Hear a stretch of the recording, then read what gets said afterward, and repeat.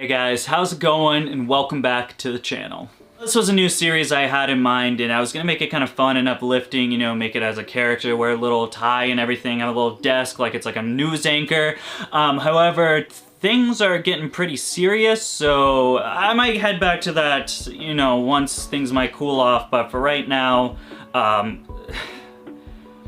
things are really serious right now, and we gotta take them seriously. This, I'm referring to the just plethora of bans hitting us all across the country, including one federally that, that's bad. It's really fucking bad, man. Now, since this video right here that I made, we have gotten 3 new updates as far as Senate bills going.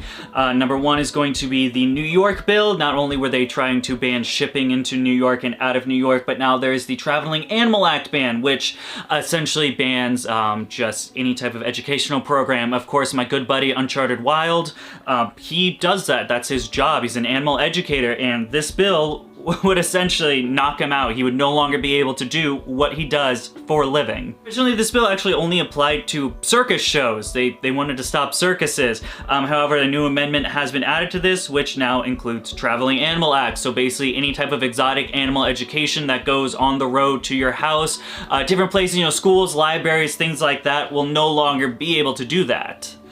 Ridiculous, I know, absolutely ridiculous. It gets even better. Next up, we've got California Lacey Act Amendment in 2021. So they are requiring the department, if this amendment, this would be SB 376 for any of you the guys that are wondering. This will require the Department of Fish and Wildlife to ban the importation and possession of certain species. The species list must be completed by December 21st of this year. What this basically entails, or basically the entire thing this is entailing, are animals, or the reason that what animals would actually be listed on this ban are animals that can potentially carry zoonotic diseases, like COVID-19. They're using COVID-19 as a ploy to ban our rights as animal keepers. There is literally no stoop that PETA, HSUS will go to try to suppress our rights. I mean, Jesus Christ. Getting into the last update and the most recent one, which is the most detrimental and the one that personally I'm the most fearful of. This one is specifically attacking the Lacey Act Amendment, which, for those of you who don't know, are the Lacey Act Amendment that we did get returned or reversed, makes us our rights to be able to ship animals statewide and so on. We got the words removed to where we are able to ship animals nationwide around the border or around the country within the US continental states.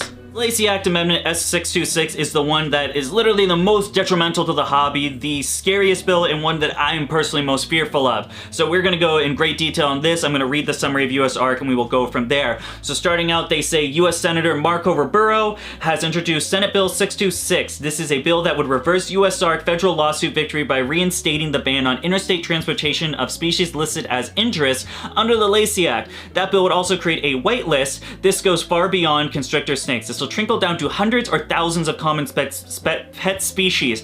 Also note, this does not pertain to only the non-native species. FWS has already listed US native species of salamander as injurious. Brief summary of the wording of S26. They'll, number 1, provide that the Lacey Act bans the interstate transportation of species listed as injurious. Specifically, it replaces Lacey Act's current language, shipment between the continental United States, with transport between the states, and that is very important. They're basically stating that instead of right now we can ship throughout the continental US, this one, with the new wording, if this were to pass, we would have a restriction between interstate species going state to state. Going into number 2, which is the whitelist, which is another very important thing. In this case, they would create a whitelist of species that can be imported. This means that any animal, reptile, amphibian, fish, bird, mammal, or invertebrate that is not on the whitelist is by default treated as injurious species and is banned from importation. Basically, what the whitelist means is they're gonna pick a list of animals that they find safe, and if you're not on the list, then you're basically SOL. Number 3, which is by far the scariest part of this bill, create a new authority allowing FWS to use an emergency designation that becomes effective immediately after being published in the Federal Register unless extension of no more than 60 days is allowed. That means no due process, public input, hearings, advance notice, etc. for these indigenous leasing. Basically what they're saying with there is this gives, if this bill were to pass, FWS now has full control on what can make the list and what cannot make the list. Stuff can get removed. Basically, this gives them the power to ban any reptile they want from interstate travel, essentially destroying every US business out here, potentially. Then, to make matters worse, number 4, it would permit FWS to not allow the importation if a species has not been imported in minimal quantities. That wording is to be defined later on. In the year prior to the enactment of this act, and this act would be number 5, the effective date would be 1 year after the enactment of this act. So basically, if this were to pass, this year would be happening in 2022, I believe, or 2022 of that year, whenever this would go and pass and become an actual bill. But that means that prior to this year, they can cut importation if it is in vast quantities. At least that is what I'm understanding by this. Of course, it's yet to be defined, but what I'm understanding by the wording is basically if they're being produced or imported in mass quantities, they can not allow that, which I don't know if anyone knows about importation, but you have to fill a quota in order to make the numbers work, or else you're just spending, it costs thousands and thousands to import stuff from other countries to the US, and if you're only getting whatever that number is, the minimal, I mean, that's such a vague number, they can really make whatever they want. Basically, it kills importation. Man, this is some serious stuff, guys. If this thing were to pass, this would literally, I imagine within the span of 5 years, would be the end of the entire reptile hobby as a whole. This is crazy. I mean, this is just madness. I'm scared. I am truly scared for what the future holds as a hobby. Alright folks, so it is a new day, and thankfully, we got some good news going on. There is an update from US ARC, and I'll just read the passage here. In our landmark court decision, 4 federal judges agreed that US ARC was correct that the Lacey Act, Title 18, Section 42 of the US Code did not ban interstate transportation of injurious species based on the original language of the Lacey Act and the intent of Congress. As a result of this fight for our members in the herpiculture community, this meant animals domestically bred under human care could be moved and sold across state lines within the continental United States. For herpiculture's concern, this included some species of constrictor snakes and the 201 species of salamanders. While this does not mean we are out of the woods yet, I still don't see anything about wild-caught imports traveling state lines, which there are a lot of imports going around. Just for instance, I recently received some LTC tokay geckos, which, judging from the language of this bill, would not be possible anymore. At least it is definitely in a step of the right direction, meaning that captive bred animals are still able to move across state lines.